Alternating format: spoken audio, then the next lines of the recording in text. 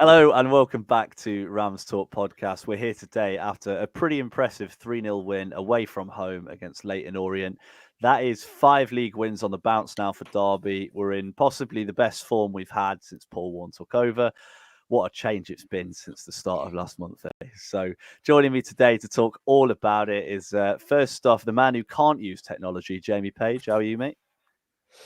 Yeah, I got Wi-Fi issues. So if you see me dip out or hear me stutter, then who knows? I don't know, but I'll get a technician out at some point. Issues, mate. Yep, great energy that, Jamie. Thank you for that start. Right, Jack. We've also got Jack Doughty who's come back. How are you, Jack? You all right, pal? Yeah, I'm good, mate. Thank you. Thank you for asking me to come on. No worries. No James Collins chat today, so don't worry, you'll be safe. Plenty, always. And last but certainly not least, Chris Matthews-Redwood. How are you, Chris?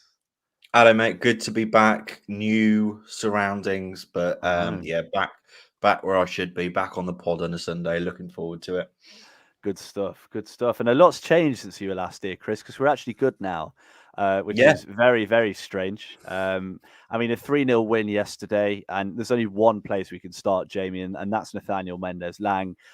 Scored a goal, set a goal up, probably could have set another 5 up if the players around him actually decided to score the goals. I mean, he's looking full of confidence. He's fighting for every ball. That fierceness to get the ball back is something that we've really wanted to see, and he's got it. He's like a freight train when he's got the ball. No one can get the ball off him.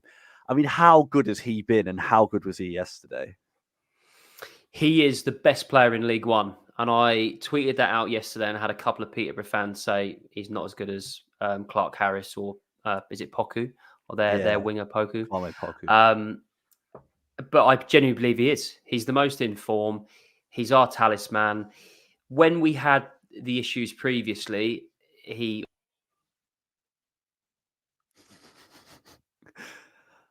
think Jamie's gone already, which is a really, really great start. So, I mean, Jack, go on, give us your thoughts. So, what have you thought about Nathaniel Mendez-Laing? He's just took his game to a completely different level. And I remember saying, I think it was on Radio Derby, I remember saying, he needs to be taken out of the team because he looks jaded, he looks tired, but how wrong was I? I mean, the guy is an absolute monster. He's just ridiculous. I mean, he does the same step over every time. Every single time they fall for the most over-the-top step over and they go the wrong way. And I think putting him on the left-hand side it's created a problem. And it's such a good problem for us to have because he's just so good out on the left. It just frees up him to cut inside and score, which we've seen him do countless times now this season already. So I think the balance has just been found for him. Yeah, I think you're right. And Chris, I'm coming to you because I'm quite scared we're the only two that actually have a working Wi-Fi connection tonight. I mean, Nathaniel Mendez-Laing, I remember in the summer you were quite critical of him, and he didn't have the best end of season, did he, last season? He sort of lost his best form, maybe lost his confidence a little bit. But he's come into this season a different player. And ever since the fans got on his back, which I thought was unnecessary, he's shown game after game after game the sort of player that he is. Jamie said he thought he was the best player in League One. What would you say? Yeah, I mean, he's definitely up there. I think, I have been fairly publicly vocal in my opinions of him. I felt from February onwards, it looked like from me, he needed a long break. I was slightly worried when he went to the Caribbean Cup or whatever it was, that he would come back even more shattered than he was. But you know what? He is now proving what we needed him to do, and he's showing the form that we wanted from him, that we needed from him. And I think he's one of those players that if we're gonna maintain this challenge, which I think we now have to call it a challenge for the top two, we're going to need him on form for the rest of the season. So, yeah, really pleased. He's a great player. And to see him confident, see him happy, see him played in the right position, I think that's going to bring the best out of him. Absolutely. I mean, you've both mentioned the fact that he's played on both the left, he's played on the right. I think having that variability helps. He can go either way. And I was having a look, which is really sad, but they've got new stats on FOTMob where you can see like shot maps and things like that. And I was genuinely interested to see where he was scoring goals from, and all his goals have come from the left. Which I thought was quite interesting. When he's on the right, he creates more. When he's on the left, he scores more. So having him do both at the same time is, no bad thing for Derby at all. But yeah, I mean, Jack, Nathaniel Mendez-Laing, as we've said, struggled end of last season, maybe struggled start of this season. What do you think it is that sort of turned things around, maybe in his head, to turn him into the fighter, the competitor, and the leader that we saw yesterday? I think it's more buy-in. I think he's just brought into what he's being asked to do, which, I mean, before we could all see that he didn't like tracking back and he didn't want to come back over halfway. But there's been times this season where I think it was a couple of home games ago, he made a tackle as last man, I think. I think he recovered from a corner, and, that's the difference. He's just brought into what he's been asked to do. And maybe before going forwards, he hadn't quite brought into it.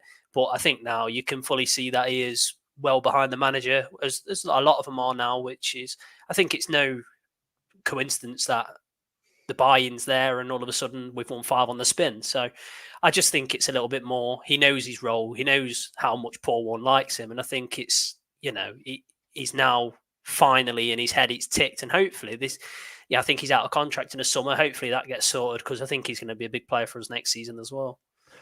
Yeah, I think you're right. And Chris, I mean, one of the things that maybe we haven't mentioned anywhere near enough is the fact that, a month or so ago, we were so incredibly reliant on him. And he was the only player we had really going forwards that was creative, that would make those chances and would gamble in those positions. I know Barkhuizen does it to an extent, but he's not got the physicality, he's not got the directness that Mendez-Laing has. So we've brought in the likes of Kane Wilson. Louis Sibley's played a more prominent role recently. Joe Ward's come back in as well. We've got quite a few players now that do want to carry the ball, pick it up, drive the team forwards and open up those spaces. Do you think it's maybe made a difference for Mendez-Laing having other players around him trying to do similar things? Maybe he's not marked by 3 players anymore. Maybe it's only 2 on him. It's taken that little bit of pressure off his shoulders. Do you think that's made a difference? Oh, hugely. I think he was carrying our attacking threat, wasn't he, for quite a large part of the first half of the season. And now he can see players around him who are also wanting to run at players, take that risk that I think was seriously lacking at the start of the season. In our attacking play, taking that one extra touch, running at players. And if you can see that round him, and let's face it, he knows that offensively he's probably our best player. In fact, I don't think there's much doubt about that. But he felt he was doing it all himself. So now he's got players who are playing with confidence around him. I think we're only going to see the best of him. And I think we've now found the perfect role for him. He's happy. And I think a happy Nathaniel Mendez-Laing equals a productive Nathaniel Mendez-Laing for Derby County. Well, exactly. And we've seen the pictures today, haven't we, of all of them on their Christmas do. Mendez-Laing in his NFL kit, and Max Bird, I don't know what he's meant to be. I think he's meant to be Gandalf. And then, Conor Hurahan as a Deliveroo driver. I've seen Louis Sibley as I think he's Draco Malfoy, which was funny. So I think the players are happy. I think there's a real positivity in the dressing room. I mean, you've won 5 in a row, so why wouldn't there be?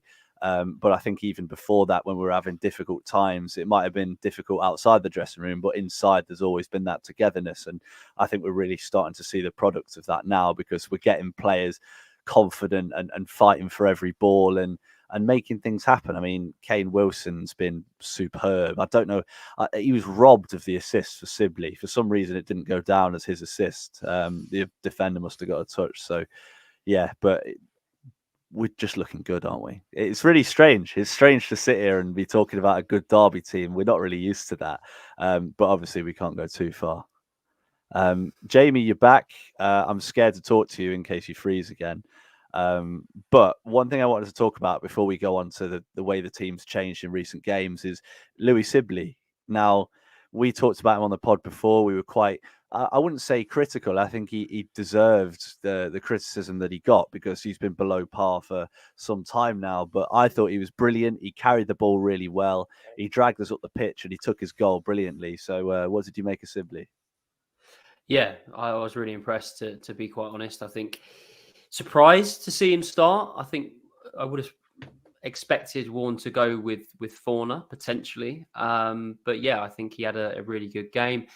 Didn't get booked, did he, either? That's a surprise. Or maybe he did get booked. I don't know. You'll have to tell me. But that's where you want to see. I mean, his goal, for example, that's where you want to see Louis Sibley. You don't want to see him out wide having to cross the ball or having to, do the things that wingers do. He needs the ball in a central area where he can get on the half turn, get himself some space. And as Paul Warne and other people have alluded to, he's a really good finisher. And we saw that yesterday outside the box.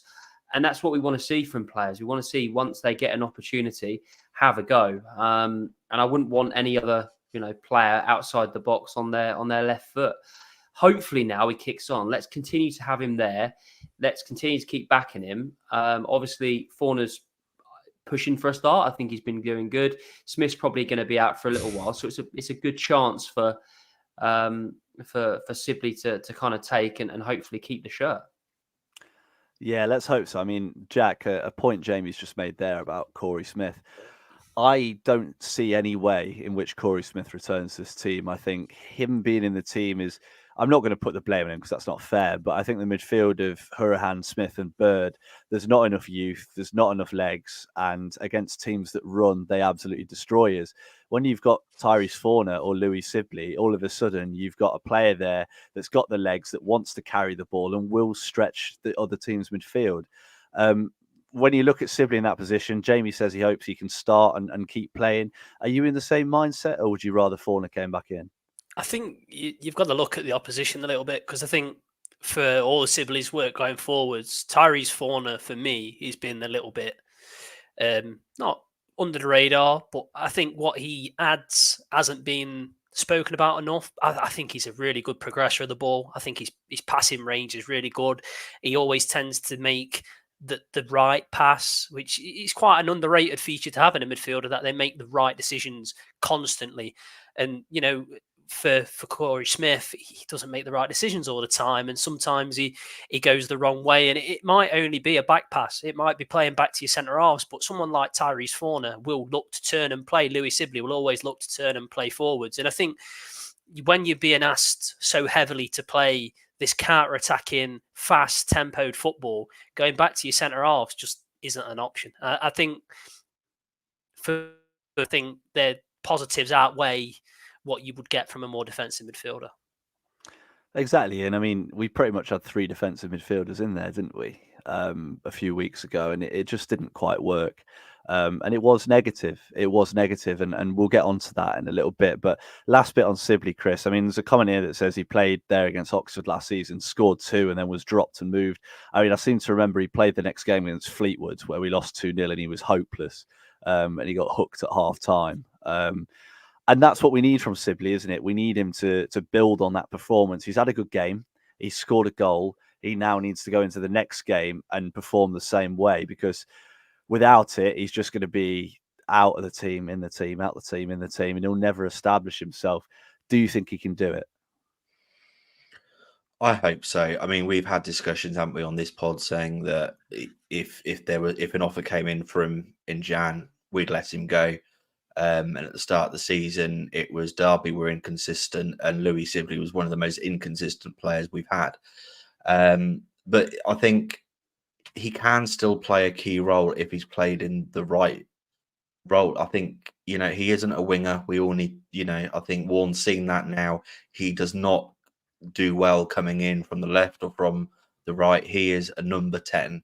He is he was billed as the replacement for Tom Lawrence, wasn't he? And I don't think he's quite lived up to that yet. But I think if we can play him in that number 10 role, we will see the best of him. And I think on form, he is one of the best attacking players in League in League One. I think, on form, he was one of the best attacking players we had when we were in the Championship. So it is there. He just needs to be consistent. And I think consistent starts in the same position, not just filling in. So I think that's what it's felt like a bit with Sibley. Someone's injured, so Sibs will fill in there. If he feels like he has a starting place and can build on that, as I said, it's all about confidence with most of our players, and especially Sibley. And I just love it for him to go on a streak where he's assisting, he's scoring, he's got a smile on his face, and that's what we need. So yeah, I really hope it works out for him, because I think we'd all written him off a few months ago. I think we'd written quite a few Derby players off a few months ago, but he was definitely one where if we'd had an offer in January, he would have gone, and we wouldn't have been upset at all. So hopefully now he can turn that round, and I just really hope it works out for him. Yeah, I do hope you're right. Just having a look at the YouTube comments, there's been quite a lot. Jim Johnson says Mendez-Laing's nearly as good as Jamie, and he says, when I say that nearly as good as Jamie, I mean 1 second he's there and the next second he's disappeared, which is absolutely spot on, because Jamie's Wi-Fi connection's more unstable than Derby's midfield at the start of the season. We've got a couple of other comments as well, just talking about Mendez-Laing, how good he is on the left. Shane Milburn says on the left-hand side it works perfectly because it gives the opportunity to use Ward and Wilson on the right in advanced positions, which is absolutely right. So yeah, it's looking positive. It is looking better. We are looking better. Thank God we are looking better, because yeah, we certainly needed a run of form like this to get us anywhere near the top two, anywhere near. But the big thing for me is that I think we've made some tactical changes in the last sort of month that have really, really helped. I mean, we've already alluded to the fact we've got some younger players playing, the likes of Warne, Sibley, Wilson, even Ward to an extent. They've all ended up coming in. Jack's camera's just broken. They've all ended up coming in, and they've made a really big difference. I know Ward's obviously towards the end of his 20s, but he's got energy, and that energy has meant that the handbrake's gone off a bit. I counted on Mendez-Laing's goal. There were 6 players attacking that box, 6 players, including nearly all 3 of the midfielders. So when you've got that many players attacking the box, you're going to score goals. You'll find options. When Wilson puts that ball into the middle, he's got 2 options to play it to, and we end up scoring a really good goal. Earlier in the season, it would have been Collins on his own, and he would have fluffed it. That's how it would have been, because he wouldn't have had the support. So, Jamie, from your perspective, how have we changed things, or how has Warne changed things, and how has that led to us hitting this good run of form?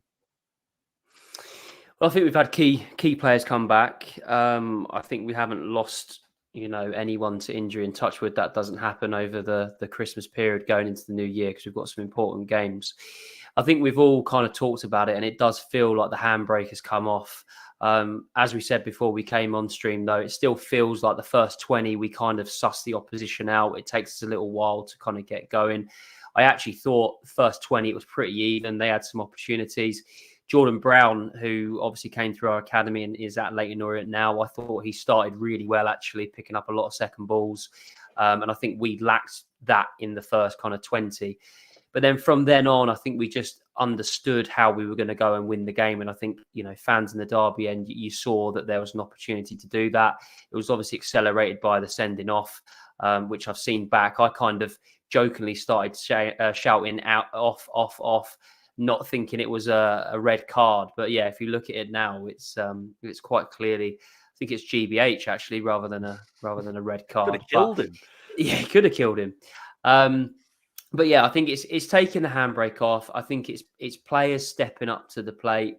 I think now with in wide areas, I think we've got players that want to take people on, that want to move. I mean, we saw yesterday in the first half that it wasn't kind of working for Mendez-Laing, so he came over to the other side, and it was quite fluid in that respect. We had Joe Ward and Wilson on one side, which I would love to see for the rest of the season. Obviously, that means Nyambi doesn't come back in. So that's a bit of a predicament. But just good technical players, knowing when to make the right pass. And if we can keep our cool in front of goal, James Collins yesterday couldn't do it, I think we will just score more than the opposition. And if we can keep it tight at the back, we'll win more games than we lose. So it does look very good at the moment. Still feel like we need a few players in January to help us over the line and look at those top two. However, I can't complain at the moment, and we were wrong. We were wrong a month ago. We were wrong.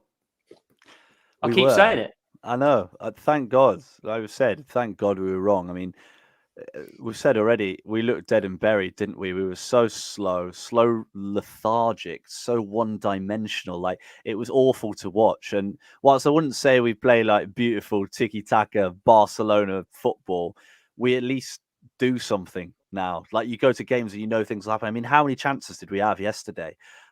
Mendez-Laing could have had 3 goals, 3 assists on his own.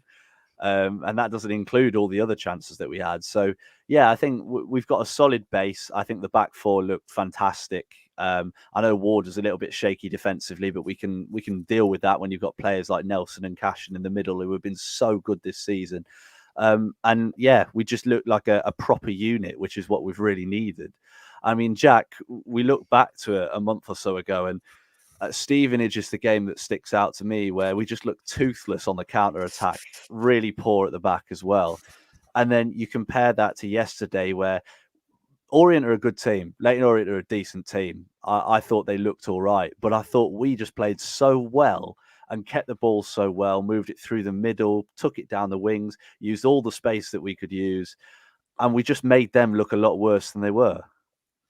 I think the difference between a month ago to now is, as we said at the start, they know what they are asked to do now, and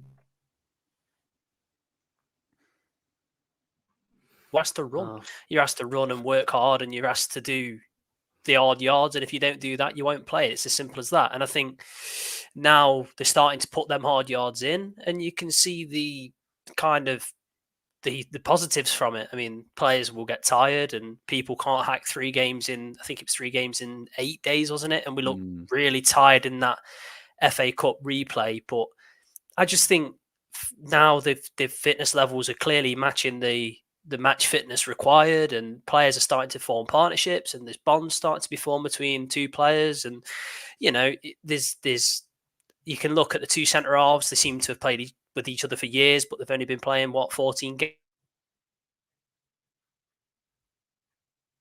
Partnerships just blossoming down that left-hand side. The right-hand side's where it's a little bit, well, now you've got options. You've got 3 really good right-hand side players in Wilson, Ward and Nyambe. So you've got to think maybe Nyambe will be better away from home, or you want to be tighter. But for me, I think Joe Ward at home is the one. He's so positive. He can put in a really good cross. His set pieces are a joke. Like, they really are. It's like David Beckham reincarnated, the way he stands over. It's like, you want that at home, but away from home, Nyambe is probably the most solid right back I think we've had for a long time.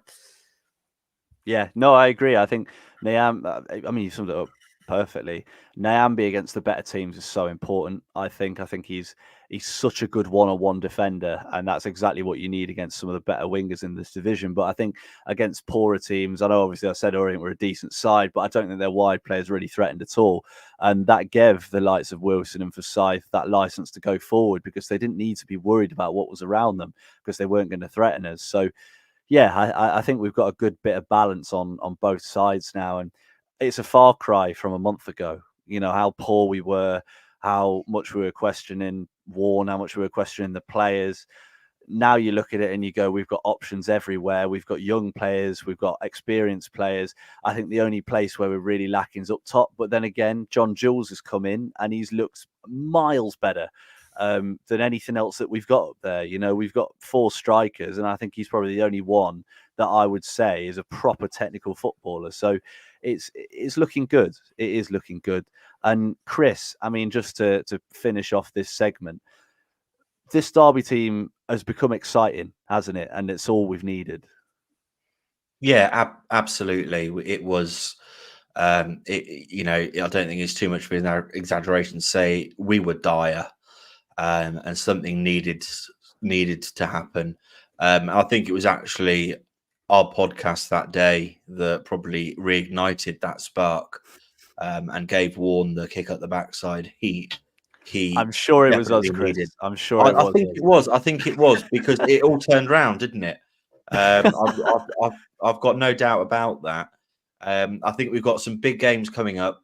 I think I'm right in saying we've got 2 home games. Then we've got Wigan away, Oxford away, then Oxford away, and then Peterborough at home. So the next 5 for me are huge in terms of where we're going to finish. The Christmas period is always huge. And I think, I'm not saying we're going to win all 5. That would be amazing. But if we can win 3 or 4 of them, I think the top 2 will be more than in sight. And I think excitement back from the fans as well, because I think we picked up definitely this season. It's been one of the poorest atmospheres we've had at Pride Park for quite some time. So to see Pride Park bouncing, getting home wins again, scoring goals, seeing players enjoying playing football again, and we've got to give credit to Warne for turning it around, because I think most of us thought, honestly, there was no way back. So good on him.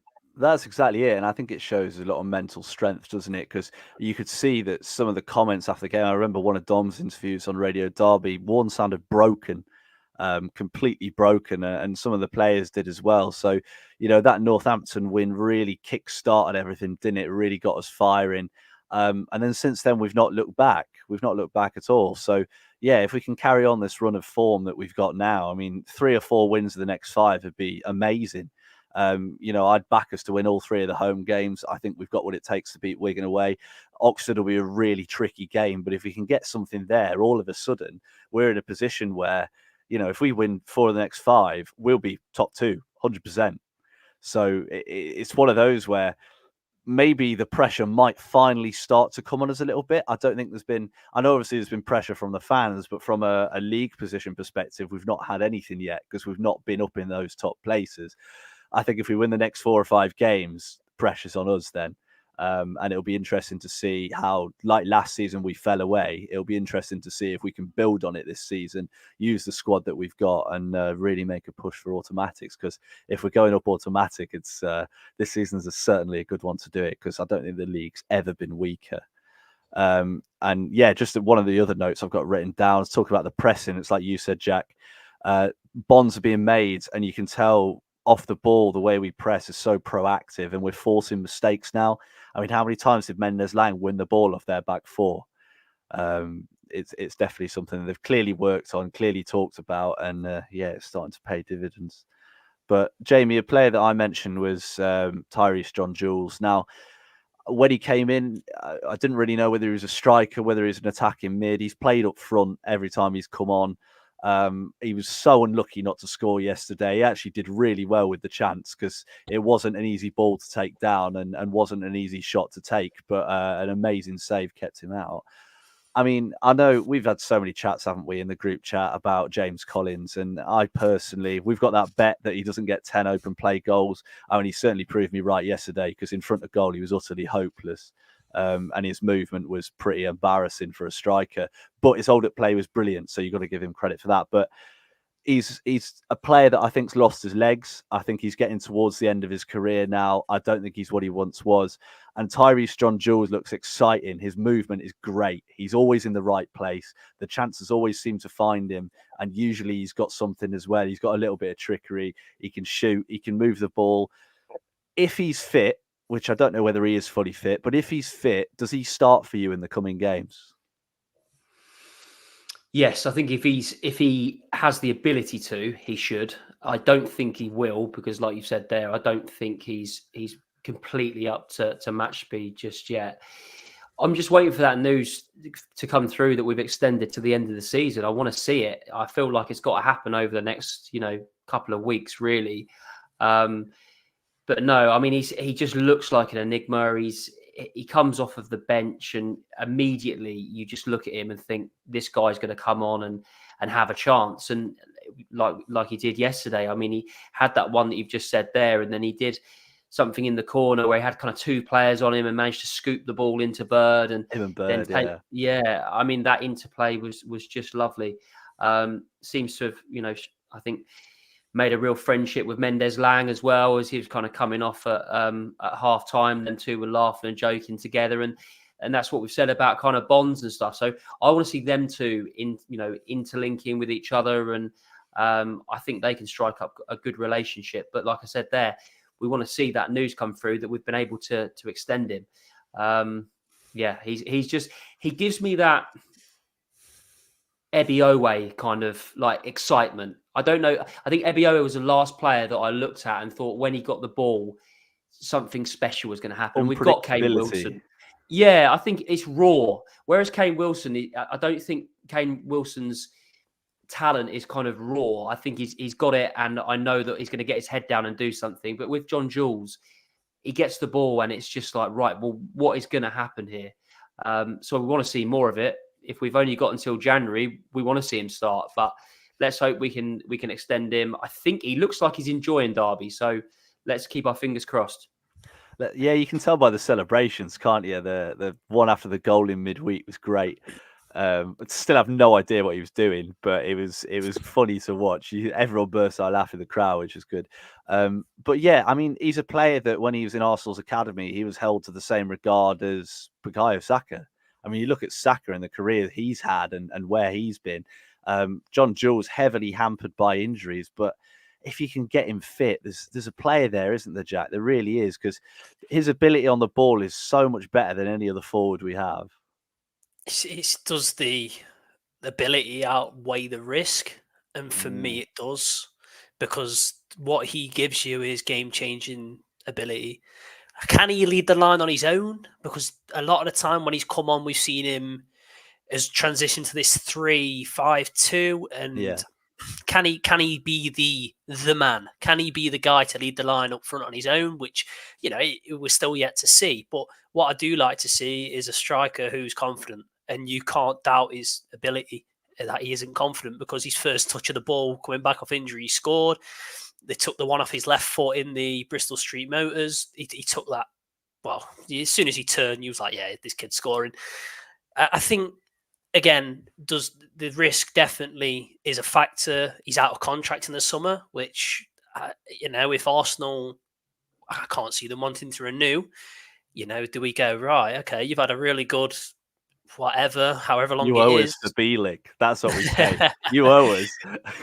But again, it's a risk, because the kid's been injury hit from minute one. It just seems to me, keep the boy fit and he will be special. I think he could play in the Premier League if he stays fit. And it's a big thing to say, but the ability's there. The ability is not in question. It's just fitness and application. And if he can put two of that together, he's got a chance. Well, exactly. I mean, that's a big call, that Premier League from League One. But I mean, he showed it at Ipswich, didn't he, before he got his injury, that he was one of the best players in the league. And yeah, all of a sudden, picks up that injury, misses the rest of the season, and he's back to square one again. So yeah, I think the goal against Port Vale did him the world of good as well, didn't it? If you think about it, I mean, first touch back from injury. Imagine how that must feel, coming straight back in and scoring. So yeah, keep the boy fit, as you say. And Chris, I mean, you look at maybe Jack's right, maybe he isn't the sole player to lead the line, but maybe it changes things when he's on.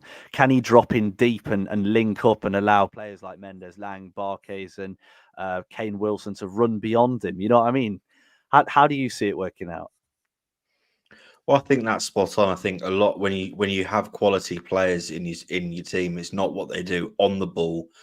It's what they do off the ball as well, and making space and allowing his teammates to express themselves. I'm a firm believer for the last few games, if we can keep him fit, and if, I know it's a big if, we can keep him on loan till the end of the season. If we keep him fit, we will be top two or very close to it. And I do think he's that important to us.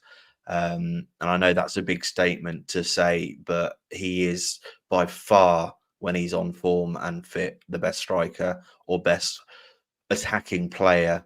And just the excitement of seeing him with Mendez-Laing. And if we can, I know we've said it time after time again, we need a leading line striker in Jan. I think that's the only part missing now. But yeah, he's just a really exciting player, isn't he? And let's just hope that we can keep him fit. And if he doesn't stay in January, I think the biggest fear for me is will he go to a promotion rival? I don't know why he would.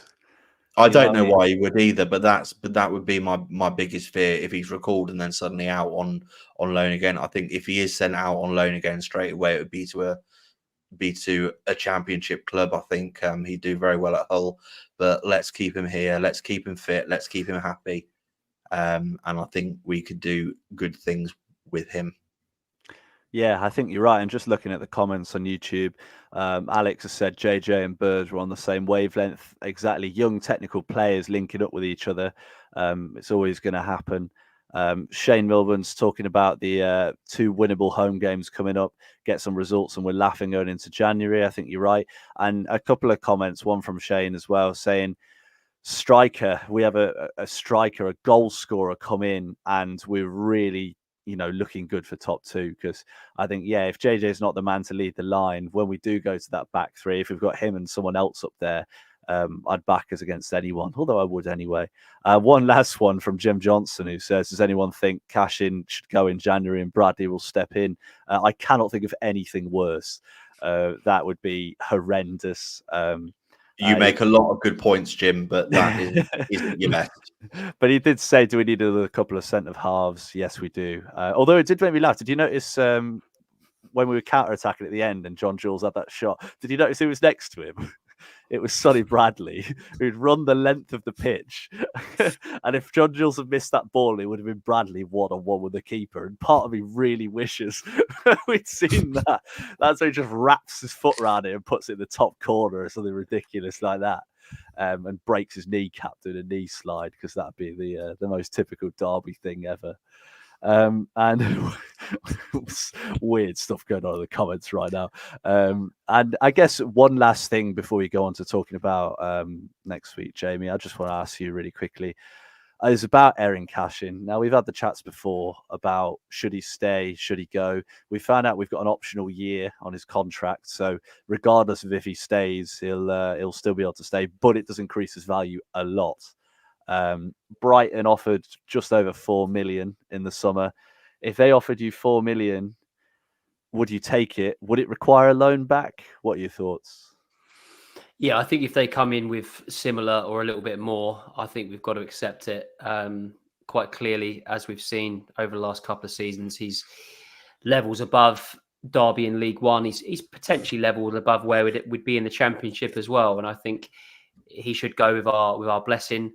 I imagine, he's not ready for Premier League football just now, so he will be loaned out. If we can get him back on loan, then perfect. But do those situations work? I don't really know. Is his heart in it as much? Don't really know.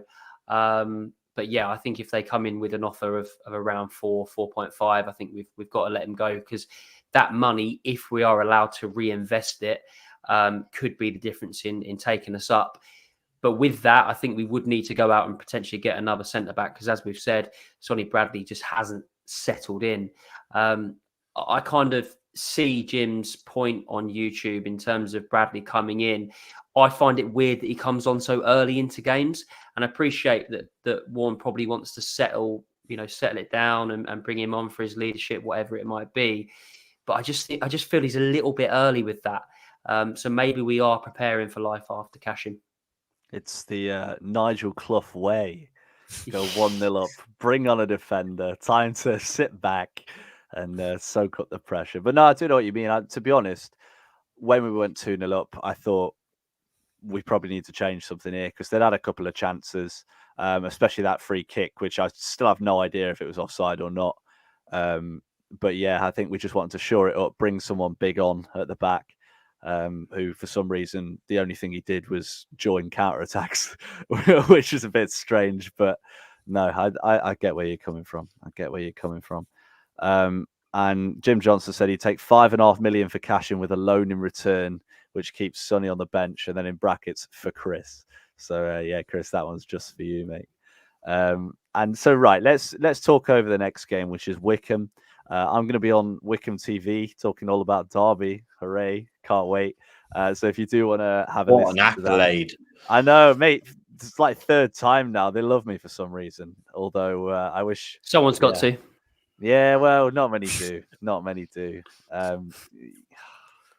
Is it in their car park? It might be. It's sold out, mate. Actually, I don't know if you Yeah. heard. It's It's got VIP parking. There's space just for you. exactly. We'll pretend it's not a Pride Park because it'll make the joke work. But right, Wickham. I mean, Jamie, very quickly. What's your goal scorers and what's your score prediction? I think the good run's going to continue. I'm going to go 3-1 Mendez-Laing at the double and a Sonny Bradley off the bench, first league goal of the season. And he'll come straight up to you, wherever you're sitting. He'll actually run. It'll be Adam. Yeah, no. He'll be listening to this episode and he'll run up the stand, find you, and just in your face, shushing in your face. Yeah, that's my prediction. I'll be delighted if he does that. And if he does that every game for the rest of the season, I'll be the happiest man in the ground. So, Jack, what about you, mate? I can see the clean sheet staying around. I think defensively we look really solid. I mean, the two centre-backs just look unbeatable at times. And I think we've conceded the least goals in the division now, which, we got to keep these clean sheets rolling. I'm going 2-0, James Collins and Nathaniel Mendez-Laing. Is it a penalty? It's an open play overhead kick, mate. So, so it's a pen then. Yeah. We'll go with that. And Jake, overhead kicks count double in our little competition. By the way, our little bet. Yeah. You know what? I think if James Collins did an overhead kick, he'd break his spine if he. It's like a Paddy Power instant payout, mate. That's it. That's done. I think he'd disintegrate if he did an overhead kick. Chris, what about you, mate? I'm going for a solid 2-0 win. Goal scorers, sorry. Mendez-Laing, and I'm going for a cheeky bird. Wow. Don't have a comment about that one. No. And yeah, I guess I bet Jamie does. But yeah, so I think it's gonna be 2-0. I think it'll be they're in a rubbish run of form, which usually means we'll lose. But I think we'll win 2-0. I think Mendez-Laing again, he'll carry on his great form, and I think John Jules will get one as well. I think John Jules is just going to grow and grow and grow in this team. If he can stay fit, it'll be really special. So yeah, backing both of them to continue their good run of form.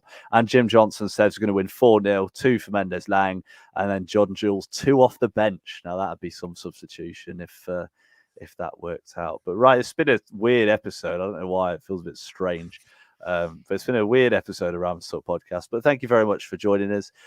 What a great result yesterday. 5 wins in a row. Let's hope Derby can keep it going. I'm sure they will. If you did enjoy, please leave a rating.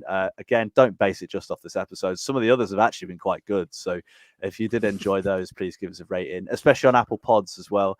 We've had like 70 ratings on Spotify, which is mental when you think about it, but a lot less on Apple Pods. And I know a lot more people listen on there. So if you are listening, please leave us a rating. I'll be very grateful. And if you're on YouTube, please subscribe, please like, and get in the comments. Let us know what you want to hear. Let us know your thoughts. And we'll build from there. So from the Rams Talk team, the Rams Talk Christmas team, as we've got a Santa hat in the top corner. Goodbye from me.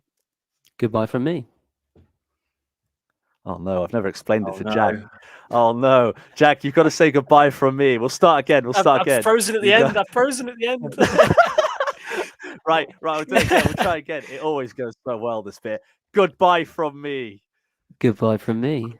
Goodbye from. He's frozen again. Goodbye from Jack. Oh, bye from Jack. Go on, Chris. Goodbye from me. 6 shot out. Yeah. You missed that worse than Collins yesterday, mate. Right. Thank you very much, everyone. Have a great week, and we'll see you next week.